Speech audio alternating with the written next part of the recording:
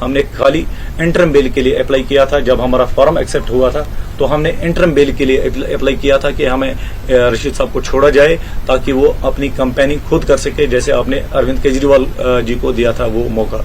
तो हमारी वो बेल रिजेक्ट हो गई थी। Court this was description of the court ने वो कुछ वजूहत के बिना पे वो रिजेक्ट कर दी थी। अब जो दूसरी बेल हम कर रहे हैं वो ओथ के लिए कर रहे हैं, तो उसका जो नेक्स्ट हियरिंग का जो डेट है वो 18 है इस महीने का। तो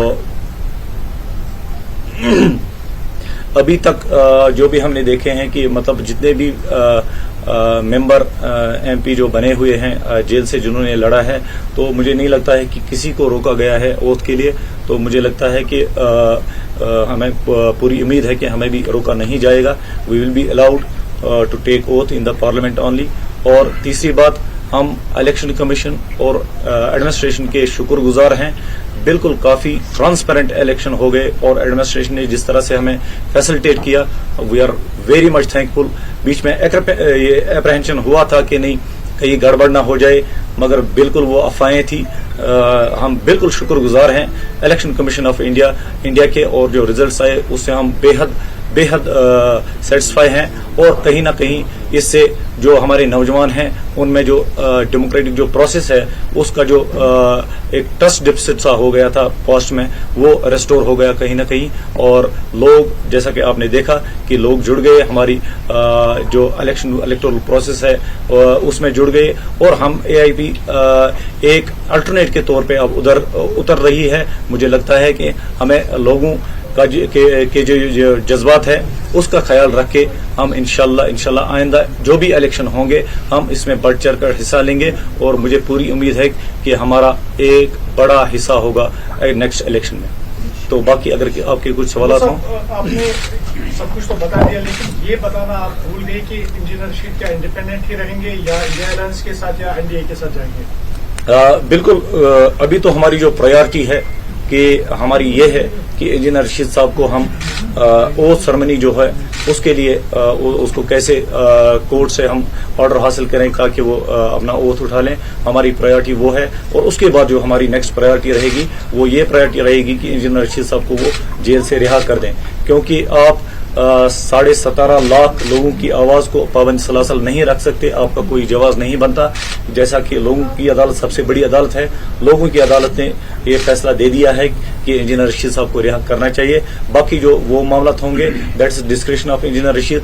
जब वो बाहर आते हैं, पार्लियामेंट में आते हैं, तो वो उनकी खुद की डिस्क्रिप्शन होगी।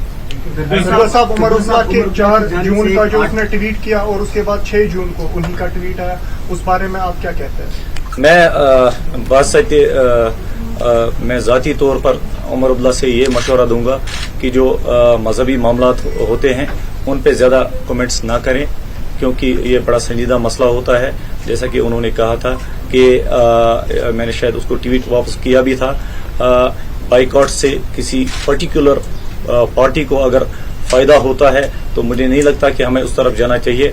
हमारा एक हमारा जो जनरल मुद्दा होना चाहिए, हमारा जो कलेक्टिव एक मकसद होना चाहिए, वो ये होना चाहिए कि जो अभी तक मेन स्ट्रीम से बाहर रहे थे हमारे नौजवान, उनको हम मेन स्ट्रीम में लाएं। मुझे लगता है कि इलेक्शन जीतने से बढ़कर वो हमारी कामयाबी है, हमारी पार्टी की कामयाबी है कि हमने उन लोगों को मेन स्ट्रीम में लाया, उन्होंने अपने वोट का इस्तेमाल किया और अच्छे से इस्तेमाल किया। मुझे नहीं लगता ये उमर अब्दुल्ला साहब जो हैं उनके ट्वीट से ये पता चल जाता है कि कहीं ना कहीं ये इस पॉल परसेंटेज जो इंक्रीज हो गई इससे वो कहीं ना कहीं खुश नहीं है। इससे बिल्कुल ये पता चल जाता है कि शायद उनकी पार्टी को ही फायदा होता था बाइकॉट से।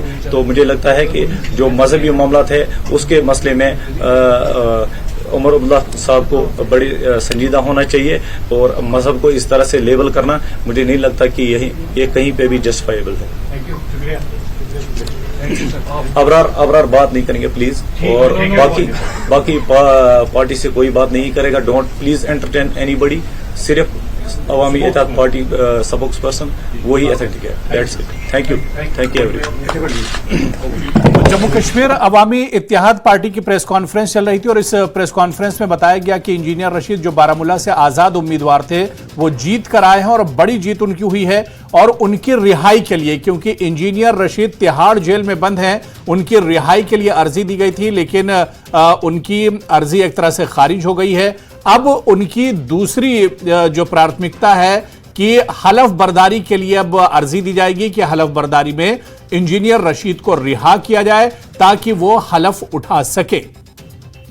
तो अवामी इत्तेहाद पार्टी की प्रेस कॉन्फ्रेंस चल रही थी जिसमें तमाम जानकारी दी है कि इस बड़ी जीत के बाद उन्होंने इलेक्शन कमीशन का भी शुक्रिया अदा किया, आवाम का शुक्रिया अदा किया. इस मौके पर इंजीनियर रशीद के बेटे अबरार भी मौजूद थे इस प्रेस कॉन्फ्रेंस में और उन्होंने कहा कि पहली जो अर्जी दी गई थी कि इंजीनियर रशीद को रिहा किया जाए, हालांकि